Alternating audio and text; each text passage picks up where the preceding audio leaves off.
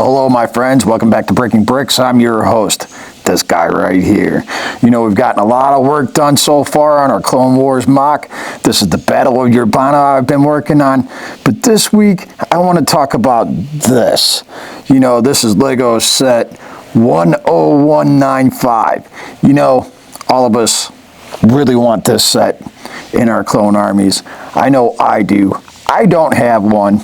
I did manage to build the AT-OT out of spare parts. You know, I love it. It's in my collection now. But I don't have a dropship. The dropship is something that most Clone War collectors really want. But, you know, once again, this originally came out in 2009. It was retired in 2011. I wasn't collecting then. Most collectors now probably weren't. Some of us can afford the uprise of the cost. I think this brand new in a box, if you can find it in the aftermarket, goes for about $1,400. And you can probably find it used for a little over, say, about $825. You know, that's a lot of money to drop on a dropship. But there is an alternative way to do that. So today we are going to check this out. I'm going to go ahead and download the schematics from this set. I'm going to go ahead and pay the $7. You can find it online, and I'll talk about that here shortly. And we are going to build it out of this set right here, 75354, and this retails in the US for $140.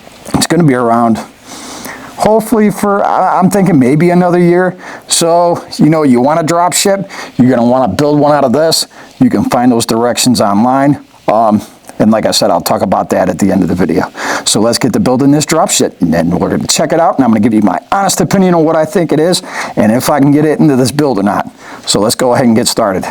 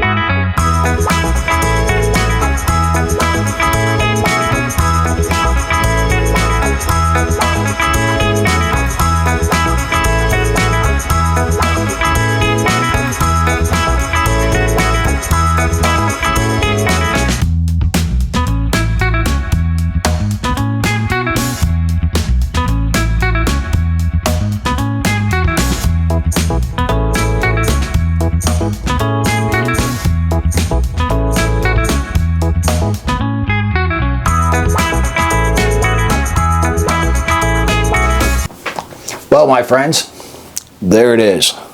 One Republic Dropship. You know, I can honestly say that thing was a pain in the ass to put together. Actually, you know what? Before I give my complete and total honest opinion, let me tell you where you can find these directions, because when I get into this, I might forget to do it later. So you can find this design on Rebrickable, and you want to go to the search bar and type in tulips, and all of his instructions for his mocks will pop up there. This one will pop up first. It's probably his most popular, that's why. It could be his most latest update, you know, I don't know. And he charges you $7 for the PDF for those. And here's the problem, you know, and you probably noticed this right off the ripper while I was putting it together. I was having problems with the head of the ship. It kept coming off. I've modified it. I had to, because, you know, after the first time it fell off and I got it back together, and the second time it fell off and I got it back together. It fell off several times, and finally I just had to stop and think about it and figure out a way to keep it from doing so. So I think I've got it pretty solid now. I mean, it can be modified, and of course these things are supposed to be attached to the ATTE down here. Let me go ahead and by no means is this thing practical. It's a great looking ship, there's no doubt about that. You want to put it on your shelf, you know, great. Whether I put it into the build now or not, I'm second thinking it, and I'm thinking about not putting it in there because, one, I'm not even sure it's going to survive carrying it from here to the shelf, let alone putting it in a build that's 1.5 to 2 feet tall. You know, I wanted it flying.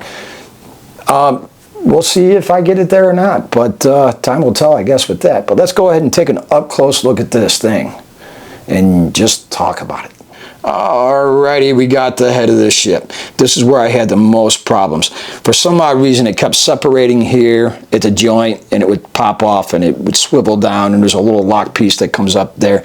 I actually ended up adding more pieces inside the cockpit to try to hold it in place. That's how I modified it. And of course I added these little clear bricks here to give it a little bit of height up off of this ATTE, just because it's sitting there. Now the other thing I don't like about it is when you actually pick this thing up by its handle here, there's a bit of space between it and the tank underneath, as you can see. And it's just, I'm not so sure. I'm not so sure I'm going to be able to use it the way I wanted to. But overall, for appearance wise, it looks really, really good.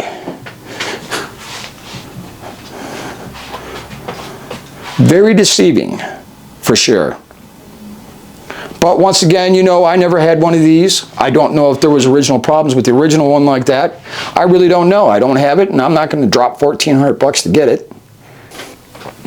And if I had $1,400 to drop on Lego, I definitely wouldn't be buying that. There's so much more to do. You know, I'd like to take a vacation, get the wife out of the house for a little while. That would be great. But there's so many different ways you could spend $1,400. But anyway, if you like what you saw here today, go ahead and hit the like button. It lets me know I'm doing a good job, and it helps the algorithm out. Suggests my video to other people that might like this video. And of course, we cannot grow here as a family unless you hit that subscribe button. It takes you just a mere half a second. But for me, it means an awful lot. And if you got a good idea, maybe for my mock build that I've got going on, maybe want to talk about this particular Lego set or this alternative build, go ahead and put that down in the comments below, and I will get back to you as soon as I possibly can. Otherwise, I will see you here next week on Breaking Bricks.